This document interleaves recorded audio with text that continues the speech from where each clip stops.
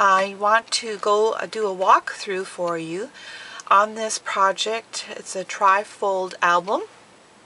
This is designed based on a project that I taught, and it was a wedding folio using Kaiser Crafts paper, and I made a few adjustments because I learned some things in the making of that album. And this one is made using Graphic 45's Couture line. Beautiful, bold color. So it's got a ribbon and ring closure. You can do whatever kind of closure that you want. And on the front cover here, you can see that I took one of the cut aparts, or ATCs, and I matted it on black, and then on it's Basil Hopi, H-O-P-I, and then another layer of black. Another color that looks nice with this is Red Rock. It picks up the darker peachy tones. The Hopi picks up the lighter peachy tones. So then we open it up, and you can see here that I have one of the large cut aparts there, and then a smaller one here that I made into a tag. You can kind of use this as an introduction to your album. And there's a Graphic 45 metal keyhole here with some more of that turquoise ribbon holding it in place. Then on this side, when I was finished, out of all the little bits and scraps, I cut out all the words. Here's in style, chic, couture, bling, lovely, and a few other little, some of their stamps, and a few other little things from the scraps, and then some things from the banner punch outs here and here, all these little ones. And I just placed them, kind of makes me think of the old-fashioned steam trunks where they put labels everywhere. And then right here we created a policy envelope, sort of accordion style pocket. So that the reason why I made it accordion is so that because of the size, it's easier to get in there and get your things out. And it's big enough that you could put 5x7 card in there. And with it being couture, I'm thinking more fashion oriented. It might be even nice to have pictures throughout of all your ancestors and the clothes that they wore throughout time. It would be kind of nice too. So I hope this all shows up. I will move this around, and hopefully I will not bump the camera. So as you open it up, on this other cover here, you have some more tags that I've stuck in there. And what I did is, out of the scraps, I cut out that shape from this paper. I mounted it on black and cut around it again so that it would show up. And I matched it, the pattern, to actually match on the paper itself that I had in the background, just to create this this pocket here. And they each have a spot for journaling, or you could just put a photo on the back, whatever you want to do. Then we'll go back to the center here, and I'll see if I can turn it a little bit. I use this one here to make a pocket for the larger card. Okay. And there's lots of room to put photos in here. And then here you'll see sort of a charm, and it's attached to the tag and the page. So you can use it as a pull-out if you want. I made it more decorative. Okay. And I'm going to show you the tags, but I'm not going to put them back in because it takes time from the video. This I just attached to the top, so you can slide a large photo, or you can have the corners of some smaller photos in here. And this is the back side. And these are just bits and pieces that's from the banners. And this is from scrap. Okay. And the pages work like so. Okay. And then here I created a pocket. And I used Martha Stewart's Cherish punch for this particular album. I made them all the same. And here's another journaling card. Again, there's room for photos here, as well as this would be the side for this side of the tag of the pocket here. And then we go to the center here, and we have another page here. Fussy cut out the roses, and I stuck them on there. There's 2 tags here. Okay, and I used, again, leftovers. I used a Recollections punch, and with the scraps I just punched out pieces, and I edged them in black and put them on there. And then again we have another charm attached to the tag that's in there that you can just pull out. I fussy cut her out, edged her in black, and stuck her on there. And then these are from the banner punch outs.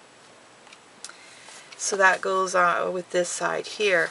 Then when we turn the page, whoops, I hope you can see that, the other side of the tag would go with this side here. And then here is a journaling tag. Lots of room for photos on here as well.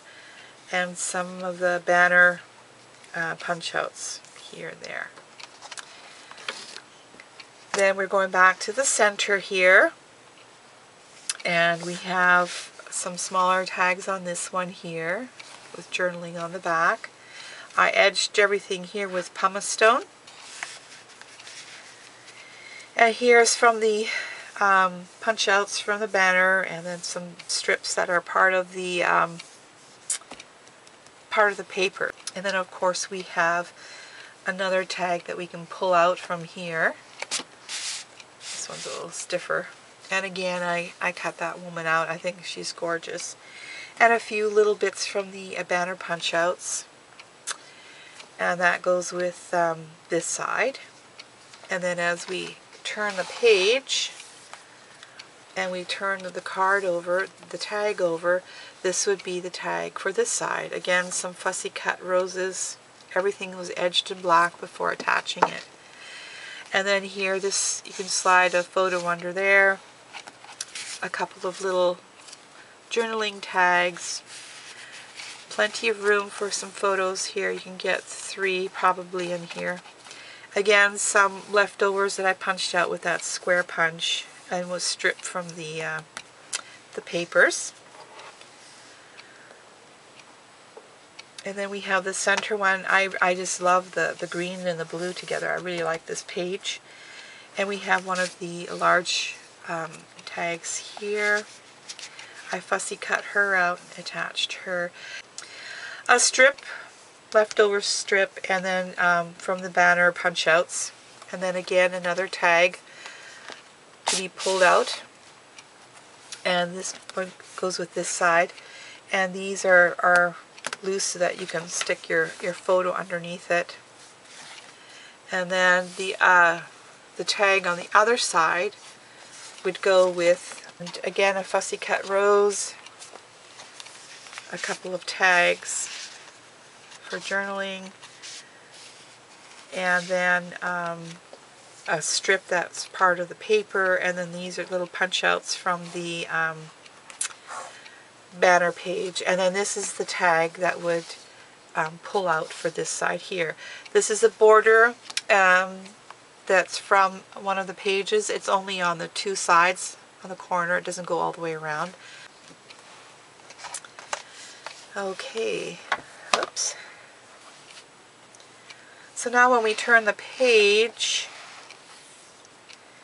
and we're in the center again here, and then this is just a strip that I cut from the paper left over.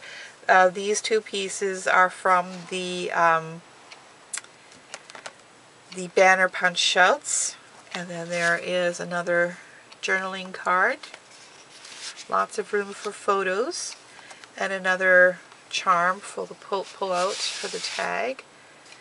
And then this is just a strip from the leftover paper, and then these are punched out from the scraps as well. And then the other side of the tag, oops, goes with this page here. and I just put one of the strips that you cut out there in a scrap piece here for that. It goes with this side here. And again, here's this beautiful tag for journaling. I love this paper. It's absolutely gorgeous. I would love to do some projects with this. And I fussy cut some more of these shapes from the scraps. Put this strip on from the paper, again from the scraps, the punch outs that I did. Okay, and then we go back to the center here. Again, that fussy cutting of the shape out of the scraps of paper, a piece of that border, and then this is punched out from scraps. Beautiful card, journaling card, and then this is the tag. I cut her out from one of the cards, and same with this, and then stuck them together here. And when we turn the page, then the other side of the tag goes with that page.